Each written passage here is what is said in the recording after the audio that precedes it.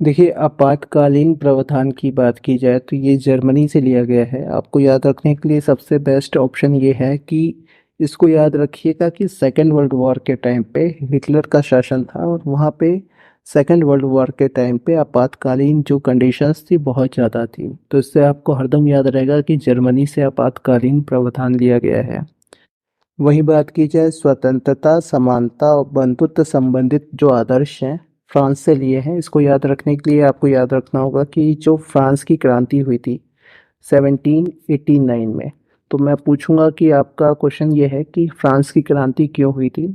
तो अगर आपको याद होगा तो आपका आंसर होगा कि स्वतंत्रता के लिए हुई थी, समानता के लिए और बंधुत्व संबंधित जितने भी मूलभूत अधिकार हैं उनके लिए फ्रांस की क्रांति हुई थी। तो इससे आपको अच्छे से याद रहेगा कि फ्रांस की क्रांति से हमने स्वतंत्रता, समानता, बंधुत्व संबंधित आदर्श जो है भारतीय संविधान में शामिल किया गया है।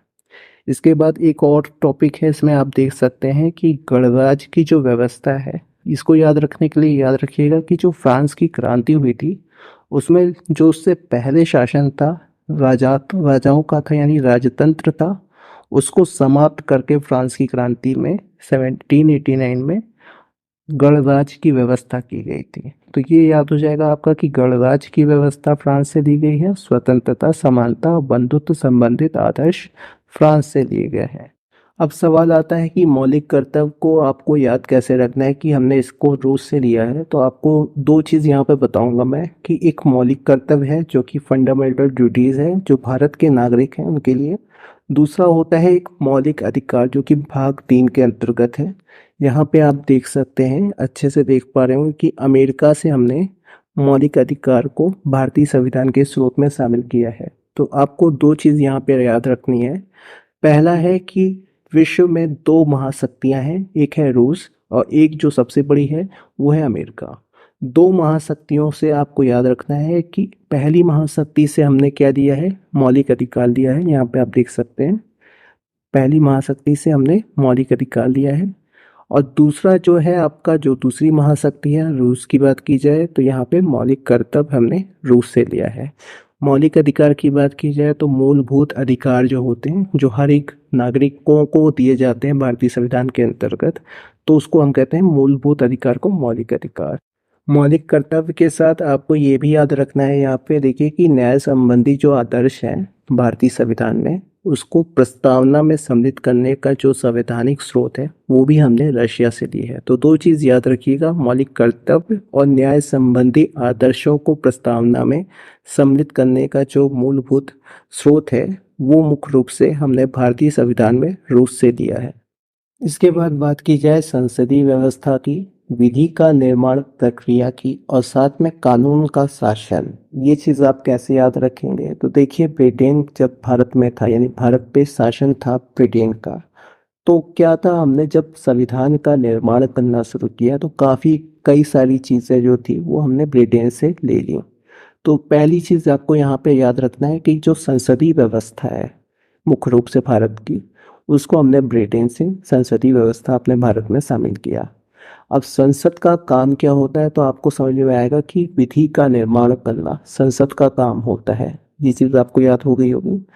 दूसरा, अगर विधि का निर्माण होगा देश में तो किसका शासन होगा, तो कानून का शासन जो है वो भारत में कानून का शासन है जो कि ब्रिटेन से लिया। तो तीन चीज़ बड़ी आसानी से आपको याद हो जाएगी कि संसदीय व्यवस्था जो कि ब्रिटेन से हमने ली थी भारत में, संसद का जो कार्य है वो विधि का निर्माण करना होता है, और साथ में जब विधि का निर्माण होगा तो कानून का शासन होगा पूरे देश पे।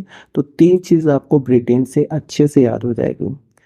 बात की जाए द्विसदनी प्रणाली की, तो आपको याद रखना होगा कि भारत का शासन अधिनियम 1935 में ही द्विसदनी प्रणाली 6 स्टेट में लागू कर दी गई थी। तो संसदीय व्यवस्था के साथ आपको द्विसदनी प्रणाली भी याद रखना होगा। 1935 में भी ब्रिटेन का जो शासन था भारत पे था, तो इससे आपको याद रहेगा कि ब्रिटेन से हमने द्विसदनी प्रणाली और संसदीय व्यवस्था साथ में ली है।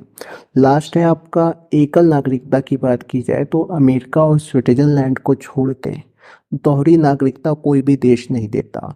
तो मुख्य रूप से एकल नागरिकता जो है हमने ब्रिटेन से ली है। रीज़न ये भी है कि देखिए आपका जो एकल नागरिकता है वो एक देश देता है, वहीं अमेरिका और स्विट्जरलैंड की बात की जाए तो यहाँ पे आपका स्टेट गवर्नमेंट भी नागरिकता अपने स्टेट वालों को देती है। तो दोहरी नागरिकता जो है वो केवल 2 देश देते हैं। भारत में एकल नागरिकता ही है जो कि ब्रिटेन से ली गई है। देखिए लास्ट है आपके अमेरिका और कनाडा। तो आपको यहाँ पे बहुत आसानी से समझने के लिए मैंने एक ट्रिक बनाई है। अमेरिका के लिए आपको याद रखना है 3 न्याय, वहीं कनाडा के लिए याद रखना है 3 शक्तियाँ। इसको देखते चलेंगे। तो पहला है आपका, देखिए अमेरिका में न्यायपालिका की जो स्वतंत्रता है वो हमने अमेरिका से ली है, पहला न्याय हो गया आपका। दूसरा वहीं से है कि न्यायिक जो पुनर्विलोकन है करने की जो शक्ति है वो हमने अमेरिका से ली है, दूसरा न्याय हो गया आपका। और तीसरा है कि न्यायाधीशों को पद से हटाने की जो व्यवस्था की गई है भारतीय संविधान में वो भी हमने अमेरिका से ली है। तो 3 न्याय याद हो गया आपको। कनाडा की बात की जाए तो आप यहाँ पे देखिए 3 शक्तियों की बात करूँगा यहाँ पे।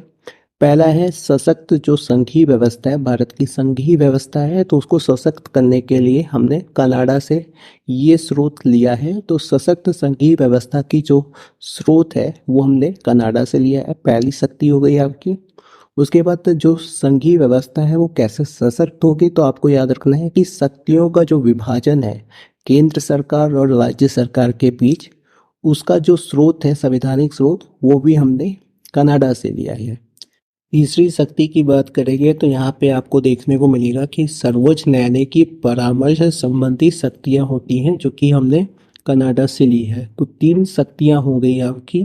पहला है सशक्त संघीय व्यवस्था, दूसरा है शक्तियों का विभाजन और तीसरा है आपका सर्वोच्च न्यायालय के परामर्श से संबंधी जो शक्तियाँ होती हैं। जजमेंट सुनाने से पहले कभी कभी सुप्रीम कोर्ट क्या है कि परामर्श लेता है, तो वो वाली जो शक्तियाँ हैं वो हमने कनाडा से ली है। तो आपको अच्छे से याद हो गया होगा अमेरिका और कनाडा का। अब बात करते हैं यहाँ पे राष्ट्रपति, उपराष्ट्रपति और राज्यपाल की। तो आपको यहाँ पे एक चीज़ याद रखिएगा कि अमेरिका एक बहुत बड़ी शक्ति है तो उसको सेंट्रल गवर्नमेंट मानिए। कनाडा जो है वही नॉर्थ अमेरिका का एक देश है, उसको स्टेट गवर्नमेंट मान लीजिए। तो यहाँ पे आपको देखने को मिलेगा कि जो सेंट्रल गवर्नमेंट है यानी वहाँ से हमने राष्ट्रपति उपराष्ट्रपति लिया है, यानी उसके जो पद हैं राष्ट्रपति और उपराष्ट्रपति के अमेरिका से लिए हैं। जो भारत राष्ट्रपति क्या है, भारत का प्रथम व्यक्ति माना जाता है। वही बात की जाए राज्यपाल की तो राज्यपाल जो है वो स्टेट का प्रथम व्यक्ति माना जाता है। तो राज्यपाल की जो नियुक्ति है कनाडा से ली है, इसको स्टेट गवर्नमेंट मानिएगा। और जो राष्ट्रपति है, उपराष्ट्रपति के जो पद हैं वो अमेरिका से लिए गए हैं। लास्ट है आपका प्रस्तावना जो है वो भी हमने अमेरिका से ली।